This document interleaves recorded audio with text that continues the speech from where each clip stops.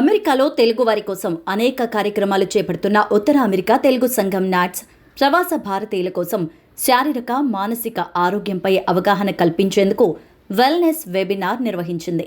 ప్రముఖ నిర్మాత, wellness coach, super star Krishna కుమార్తె మంజుల ఘట్టమనేని ఈ వెబినార్లో ప్రధాన వక్తగా వ్యవహరించారు.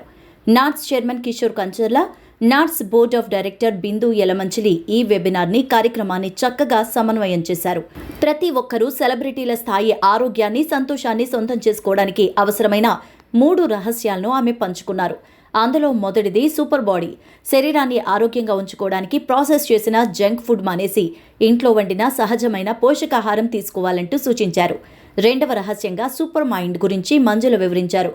సానుకూల దృక్పథాన్ని అలవర్చుకోవడం, ప్రకృతితో మమేకం అవ్వడం ద్వారా మెదడును ప్రశాంతంగా ఉంచుకోవచ్చని చెప్పారు. కోలీవుడ్ తల అజిత్ కుమార్కు మోటార్ స్పోర్ట్స్ అంటే ఎంత ప్రాణమో అందరికీ తెలిసిందే.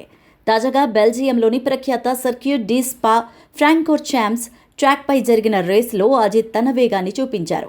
ఇక ప్రపంచవ్యాప్తంగా ఎంతో పేరున్న 24H సిరీస్ రేస్లో ఆయన టీం అద్భుత ప్రదర్శన కనబర్చి 2వ స్థానాన్ని చేజిక్కించుకుంది. ఈ విజయంతో భారత మోటార్ స్పోర్ట్స్ అభిమానులు గర్వంతో ఉప్పొంగిపోతున్నారు. ఏప్రిల్ 19, 20 తేదీల్లో 2 భాగాలుగా నిర్వహించిన ఈ 12 గంటల ఎండ్యూరెన్స్ రేస్లో అజిత్ టీం 992 AM క్లాస్లో బరిలోకి దిగింది. అజిత్ కుమార్తో పాటు ఫ్రాన్స్కు చెందిన ఫాబియన్ డూఫియెక్స్, బెల్జియంకు చెందిన మాథ్యూ విన్సెంట్ ఆర్డెట్రీ డ్రైవర్లుగా వ్యవహరించారు. రేసు ముగిసిన తర్వాత అజిత్ జాతీయ జెండాను పట్టుకుని సంబరాలు చేసుకుంటున్న విజువల్స్ చూస్తుంటే ఆయన దేశ గౌరవాన్ని మరో మెట్టు ఎక్కించారని అనిపిస్తోంది.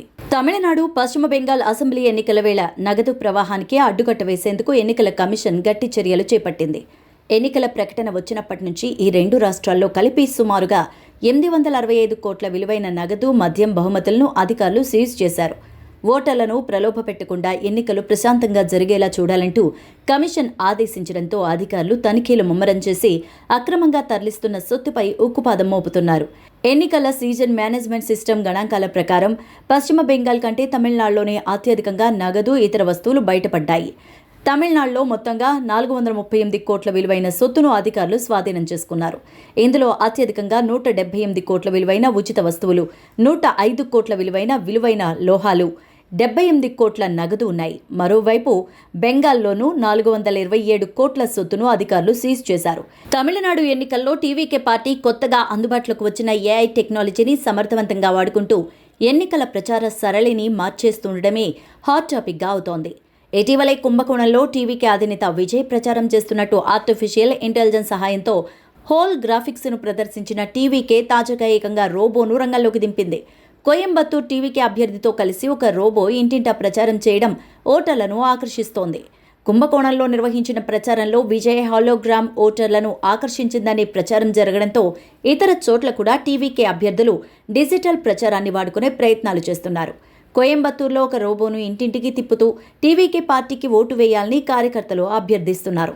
మనిషిలాగానే రోబో కూడా జనం మధ్యకు చొచ్చుకొని వెళ్లి విజిల్ గుర్తుకు ఓటు వేయాల్సిందిగా అభ్యర్థిస్తోంది.